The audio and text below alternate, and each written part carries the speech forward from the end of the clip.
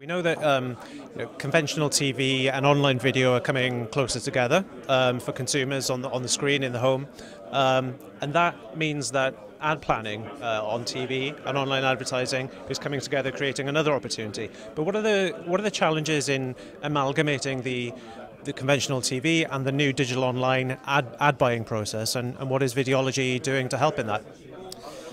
I think you're really talking about two groups coming from very different ends of the spectrum in terms of how they approach the world. The TV market, 40, 50 years worth of history in terms of way things were planned, way things were bought, way things were guaranteed as a publisher.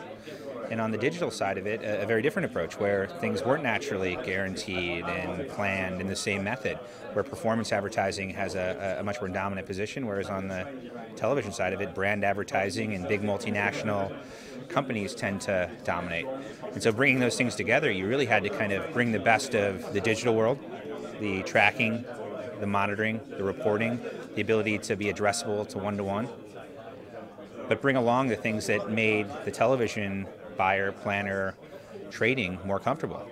The metrics they knew, the reporting they knew, the guarantees that they knew. So a lot of what we do is actually, with our platform, is actually adopting the best of the television world and allowing television advertisers, big trading groups like the ones we're here with today, to shift money into the digital space. And that's something that really had never been done before we started doing it.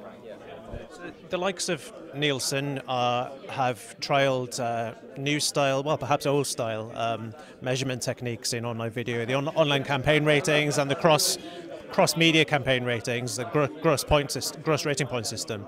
How is that proposition, meeting advertisers? Do they want that? It seems to me that am I wrong to think of that as more an old media measurement style being deployed into new digital media?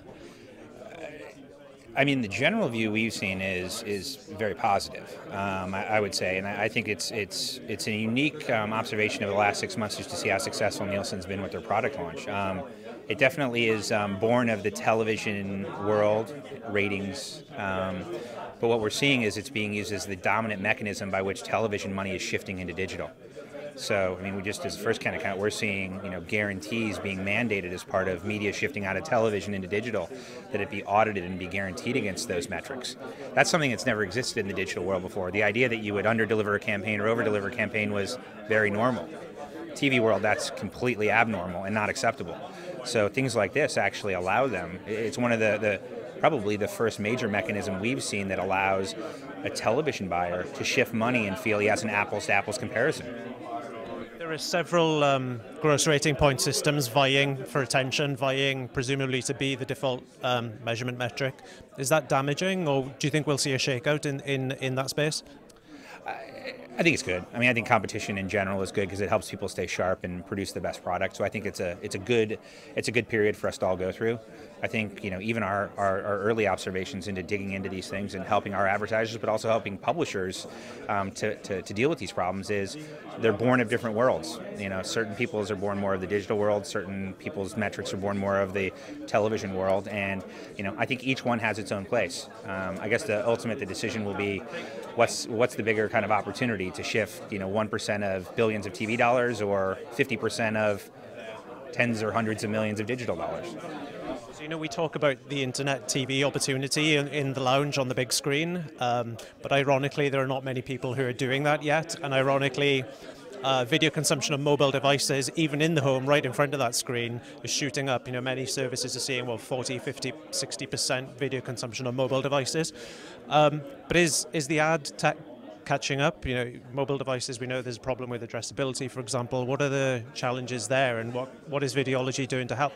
Yeah, I mean, it's interesting. The genesis of this business actually was to deliver addressable TV advertising. It was the original reason I came across the company, and in many ways, the distribution, the pipes into the TV in your lounge, as you said, have been kind of catching up, and they're finally actually getting here. And I think it's from our perspective, it's a view of how do those televisions, how do those different devices, whether it's a mobile or a tablet or a television or even a PC, how do you actually enable each of those with the right pipes so that you can be addressable?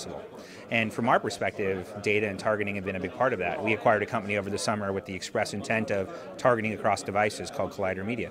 They help authenticate users across multiple devices and target them. So where mobile didn't used to be targetable, now it is. Where addressable television used to not be targetable, now it is. For us, it's really exciting. I mean, we're digging into this business right now. And Comcast, the U.S. cable and network company, is our big investor, and that's a big reason we are. One of their investments is our position and our knowledge in that space, which is clearly very meaningful for them.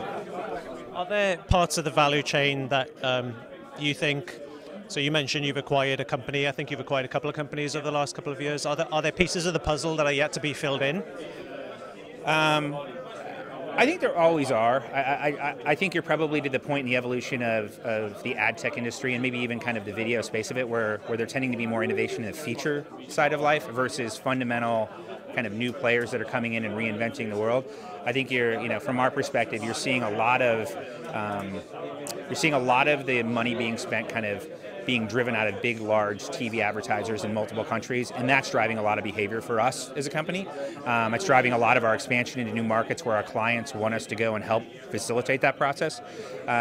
We're seeing new, interesting ideas, creative innovations, ad serving innovations, reporting innovations that complement a lot of that. And our view has always been integrate with every last one of those companies so that you can not be in the business of innovating the next big feature and not competing on 50 fronts. And for us, that's a good thing.